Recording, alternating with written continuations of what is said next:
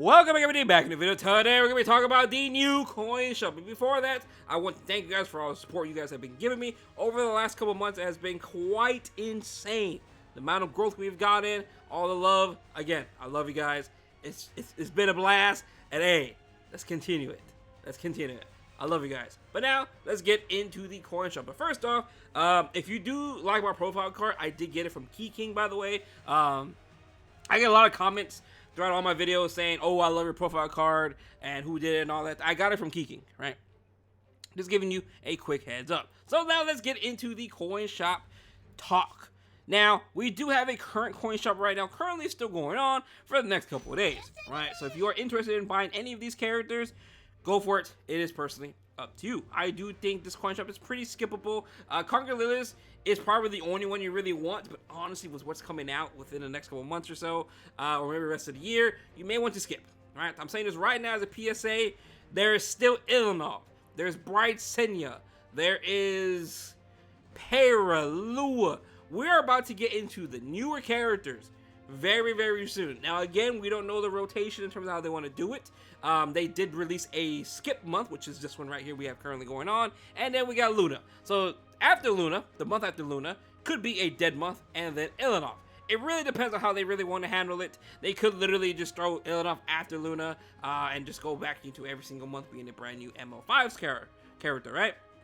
Or they go down the route of actually doing the coin shop exchange where we actually can pick. But that's a whole video, different video in itself, right? But we'll talk about that later on, if they were to go through it. So again, keep in mind, while I do think the brand new coin shop is OP, because of who's in there, just be careful. Because there's still a lot more OP characters to come. Now, right off the bat, we're going to be talking about New Moon Luna. 100% definitely worth picking up. Absolutely game-breaking character and opener. She's one of the few MO5 characters that you can definitely make use of having two of them.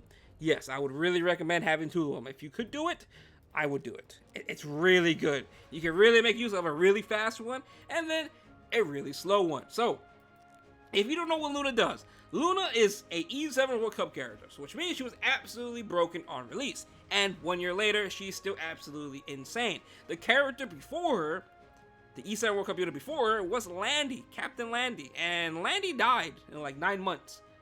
Those 9 months were brutal, I will say.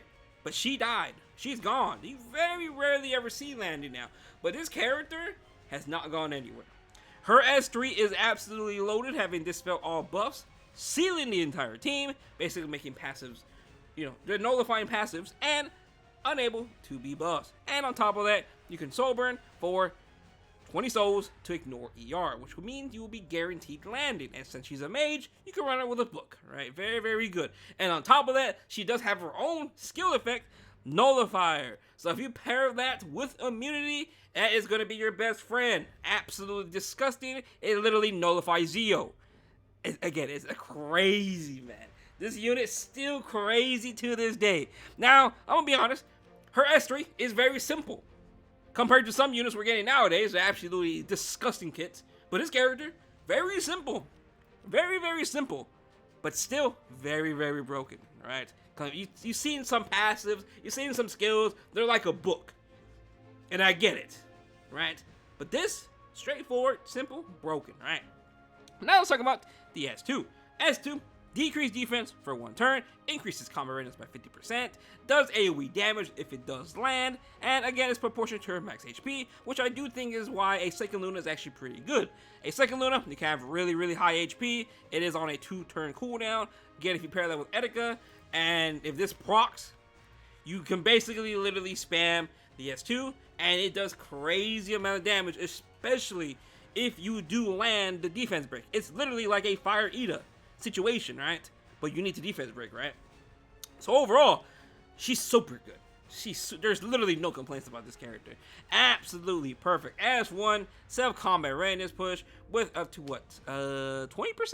So she gets 2 there, 3 there. Yeah, 20% in total CR push, and the damage is proportional to her max HP. Again, very, very nice. Imprint skills are very, very good. Self-imprint is going to be HP. Perfect. And then AoE is going to be attack. Literally perfect. Literally perfect for her opener and for herself, right? Because again, you can build her either way, and I like that quite a bit for this character. Now, again, is she worth it? Yes. I definitely think this character is definitely worth picking up 100%. Do not miss out. She's definitely worth it. Right?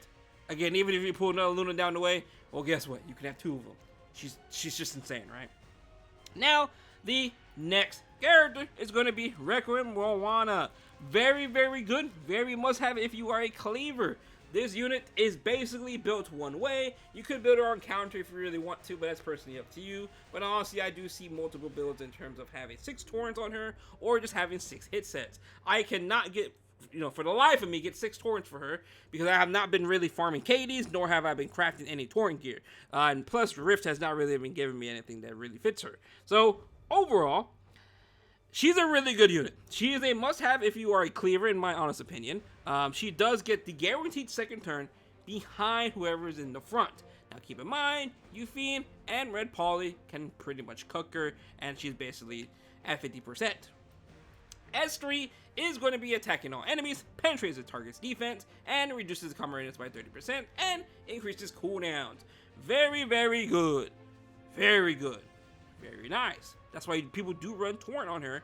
6 torrents, right? Because the amount of damage you can do on S3 is actually kind of insane. Literally disgusting, right? And then lastly is going to be her S1. Soul Burn, 100% chance to decrease defense for 2 turns. Very, very good. And again, it cannot trigger critical hits. And then lastly, it will be, after a successful attack, deals additional damage proportionate to the caster's attack. Very, very good, just like an inbuilt Uber's Tooth. Very, very nice. Love this character. In terms of imprint, self-imprint is going to be effectiveness. Nice, because obviously she does 1/10. And then AoE will be attack, which again, very, very nice as well, because more than likely, you're cleaving.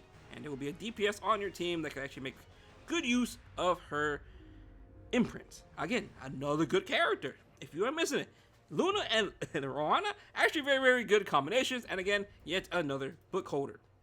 And now lastly, the only bad character inside the coin shop that's not even worth building, in my honest opinion, is going to be Apocalypse Ravi. Ravi is kind of whatever.